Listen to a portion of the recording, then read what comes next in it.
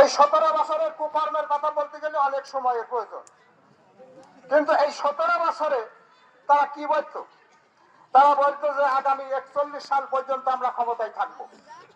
তাদের নেতা কর্মীরা বলতো শেখ হাসিনা যতদিন বেঁচে থাকবে ততদিন বাংলাদেশের আর কোন রাজনৈতিক দল যেন ক্ষমতায় আসার স্বপ্ন না দেখে। বলতো না? বলতো। কিন্তু কি দেখা গেল?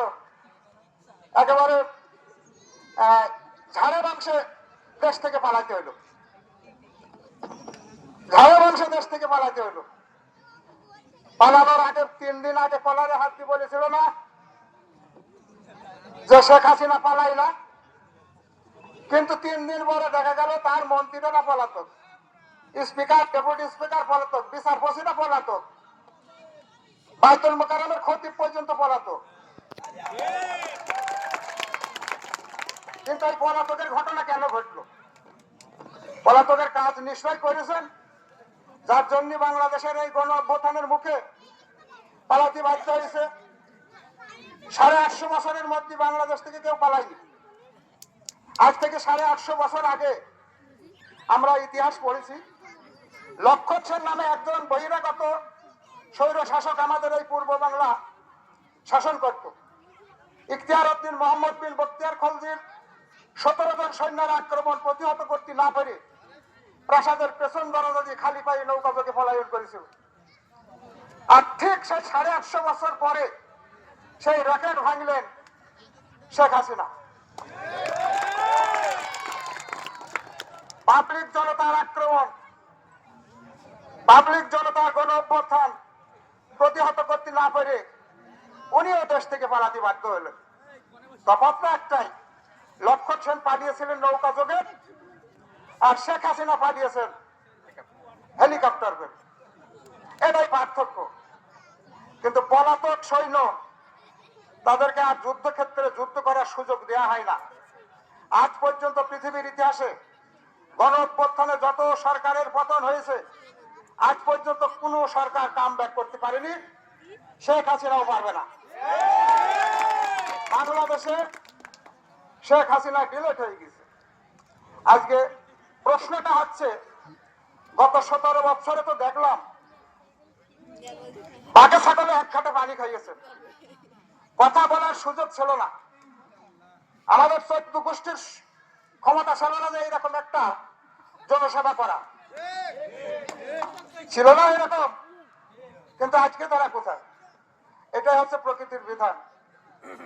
বিগত 14 বছরে কোন আইনের শাসন ছিল না, বিচার বিভাগের স্বাধীনতা ছিল না, মানুষ কথা বলতে পারত না, মানুষ ন্যায় বিচার থেকে বঞ্চিত ছিল। এগুলো বিগত 14 বছর আমরা দেখেছি। আর নির্যাতনের কথা কি বলবো?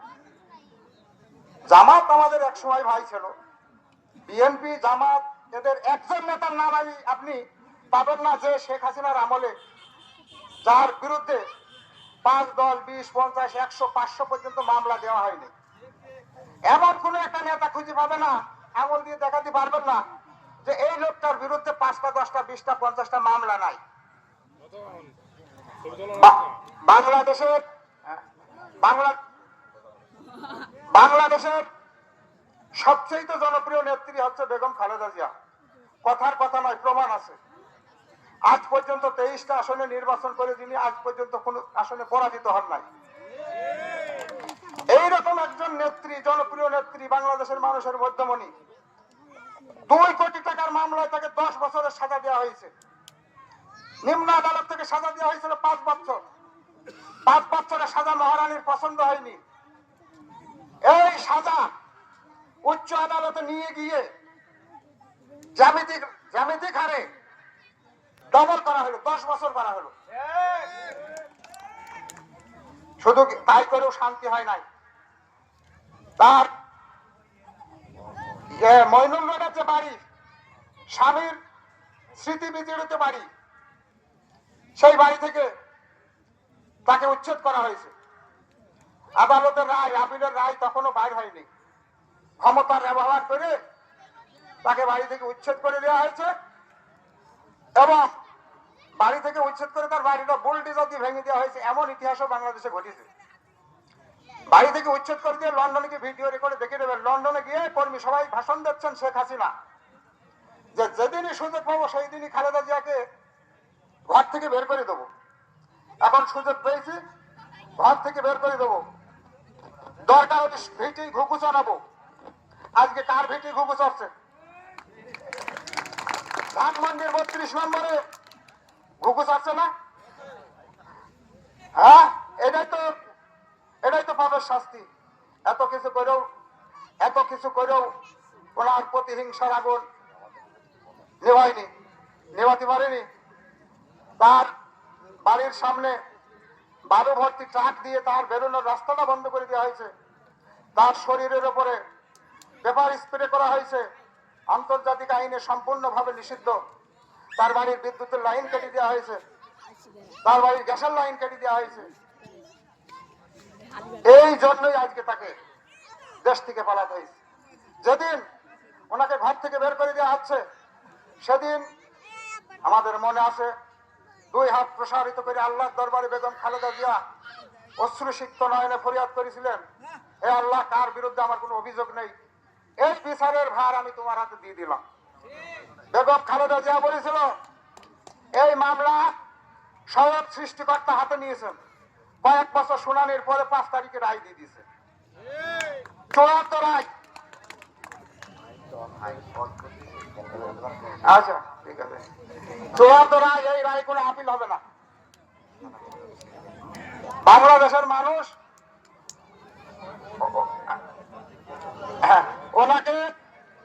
উনি বেগম খালেদা জিয়াকে ঘর থেকে বাইর করে দিয়েছেন, আর বাংলাদেশের মানুষ তার যোগ্য বিচার করেছে, ওনাকে দেশ থেকে বের করে দিয়েছে। এটা হচ্ছে একটা বিধির বিধান। যাই হোক, সময় স্বল্পতার একটা ব্যাপার আছে, অনেক বক্তা আছে, সবারই সুযোগ দেওয়া আমাদেরও একটা নৈতিক দায়িত্ব কর্তব্যের মধ্যে পড়ে। তো যাই হোক, আমি আর কিছু বললাম না, ভবিষ্যতে সুযোগ পেলেই বলবো। তো খোদা হাফেজ। বাংলাদেশ জিন্দাবাদ। শহীদ জিয়া অমর হোক।